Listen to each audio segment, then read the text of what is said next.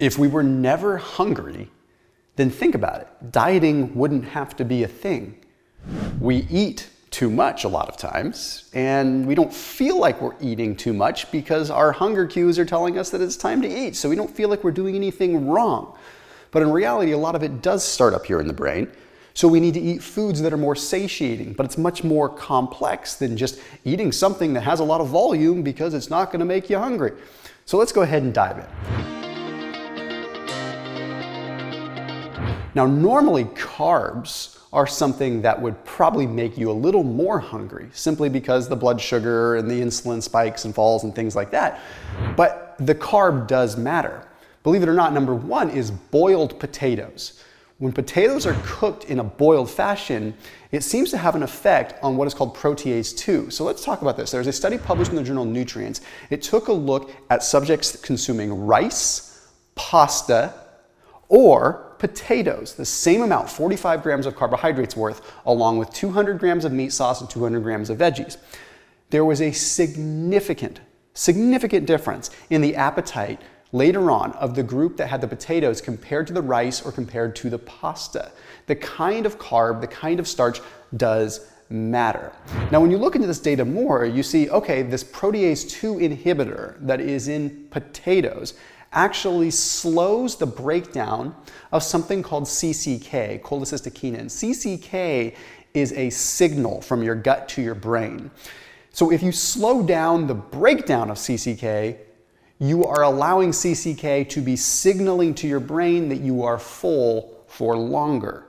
This doesn't mean that eating 1,000,000 calories of potatoes is going to be okay. It doesn't absolve you of your duties to still keep track of things, but it's an interesting thing to put in place. Hey, I'm gonna have some potatoes instead of some rice, right? Have equal amounts of carbs.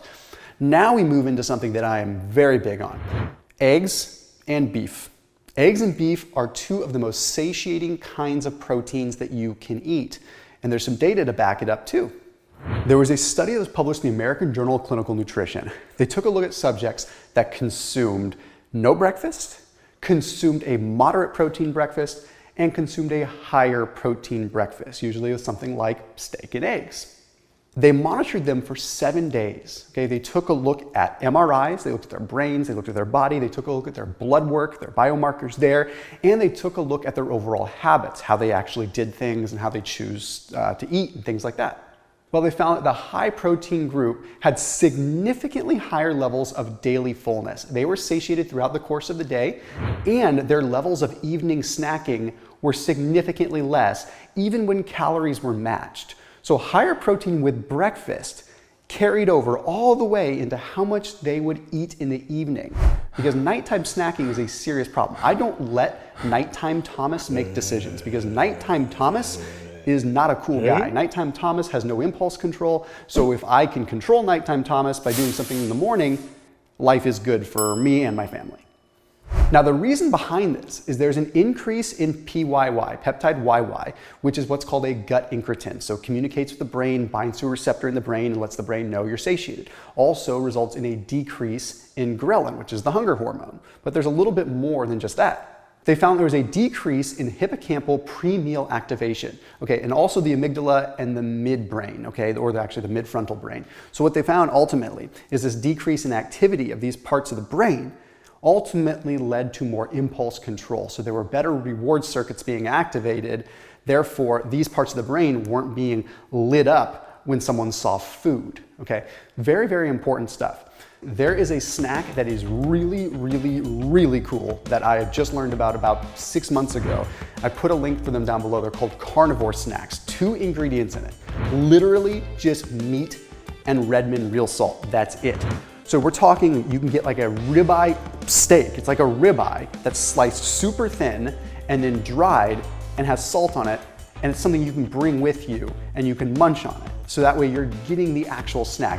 I would almost call it like a meat pastry. It's amazing. It's 100% grass-fed, 100% grass-finished, and literally just no fillers, nothing, just meat and salt. They have the ribeye, they have almost like a burger patty, so it's like ground beef. We're talking real stuff. It's taking jerky to an entirely different level. It really does melt in your mouth. And if you get the ribeye one, Just the little ribbons of fat that you get in it, they do melt in your mouth. It is unreal.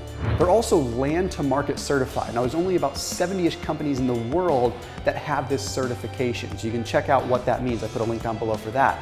But the best part is there is a link down below for you to save 15% off. Just go to carnivoresnacks.com and use code THOMAS15 and you'll save 15% off whatever you want to order, however big your order. Okay, so again, my favorite gonna be the ribeye snacks and gonna be the ground beef ones, the little burger, almost like a little burger patty.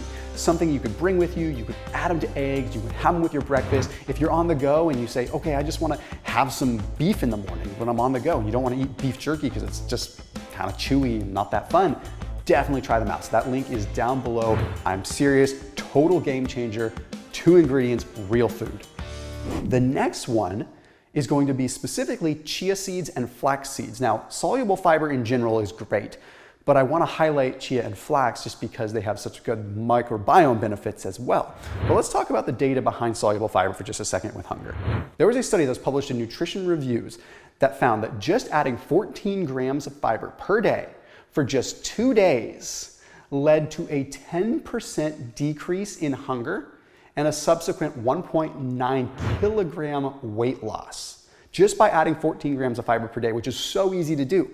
But then they dive deeper into the research and they find, oh, if you're overweight or obese, it's more like an 18% decrease in hunger and over 2.4 kilograms of weight loss just by adding fiber in. 14 grams of fiber, that's your magic number. If you can add 14 grams more fiber than what you're doing now, you can expect a 10 to 18% attenuation in your hunger. That is something worth trying. Ultimately, it leads to an increase in CCK, an increase in PYY, and an increase in glucagon-like peptide, all gut incretins that, once again, communicate with the brain to tell your brain, which is the most important piece here, that you are satiated and that you're good to go. Next one is a little bit interesting. If you're having breakfast and you're having some eggs, it might not hurt to add a couple ounces of smoked salmon. Why? Well, smoked salmon or fish in general has such a high amount of tryptophan that when you consume it, it increases the tryptophan to large neutral amino acid ratio. More tryptophan gets into the brain and converts into serotonin, and there are very solid and sound links between serotonin and appetite suppression. And it kind of makes sense. When you feel good, you don't really go eat. People, a lot of times when they're stressed, they'll eat. But when you feel good, you're in more control, right? Now, additionally, they found that with fish, that when you consume it, the amino acids take a longer time to raise in the blood, which indicates they digest slower and there's less transporters, so ultimately you're satiated for a longer period of time. So a little bit of smoked salmon goes a long way. This next one is super intriguing. Chewy nuts. Nuts that require you to chew them more. Now, in this particular case, we're looking at walnuts because it was in this study. So this study was published in Diabetes, Obesity, and Metabolism. Took a look at subjects consuming 48 grams of walnuts, okay, or no walnuts, but isocaloric diets. So they ate the same amount of calories, just one group had the walnuts, one group did not. Did this for 5 days, took a little break, then in a crossover design style, they switched, then the other group did it. Well, what they found was very interesting. The group that had the walnuts had significantly less appetite, but what was happening in the brain is what was most interesting. They found that there was an increase in the activation of the right insula to food cues. Now, what this ultimately means is that when something savory or delicious was put in front of them, they were able to light up the region of their brain that was associated with impulse control.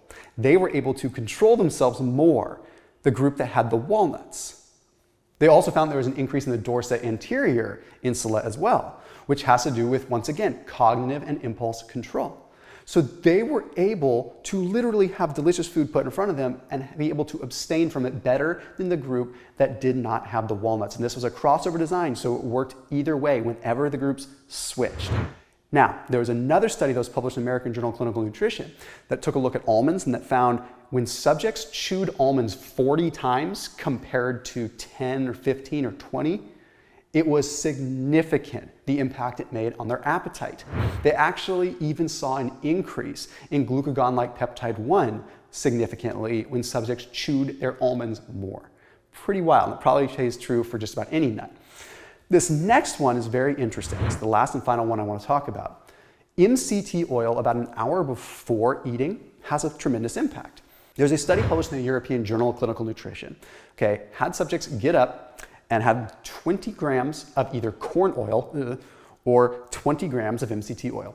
Then they monitored their blood work for about 3 hours and they said, hey, go ahead and eat as much lunch as you want, except part of the group, we want you to have 1 tablespoon or about 10 grams of MCT oil 1 hour before your meal. Okay, so the group that ended up having 10 grams of MCT oil before their lunch ate a marked amount less food. Now you might be thinking, okay, well there's gonna be 100 calories, couple hundred calories in that MCT oil, so does it really counteract? It probably ends up being a wash, but the effects of appetite could really, really save you from eating the wrong kinds of things for lunch. Now, why is this? MCT oil absorbs lightning fast, and when it does that, it signals the satiety response because the absorption is fast and it's a fat. So in this case, PYY goes through the roof. PYY then binds to PYY receptors in the brain. And when that happens, that peptide YY receptor is activated, satiation goes through the roof. There's another piece of the equation though. MCT oil also lights up the brain, so maybe you're having more willpower and more cognitive awareness, but additionally, MCT oil converts into ketones very quickly. So depending on where you are as far as glycogen stores and blood sugar levels, you could be forming ketones, and ketones do have a positive correlation with decreasing ghrelin, the hunger hormone. Now, if you're in ketosis, then yes, this is definitely going to be a thing. You're going to see your ketones rise. If you're not in ketosis, believe it or not, you might get yourself into ketosis a little bit with some MCT oil. So you never know. So it's a double whammy effect, but the bottom line is the research is there to back up that it does work. So try it an hour before your next meal to see what happens.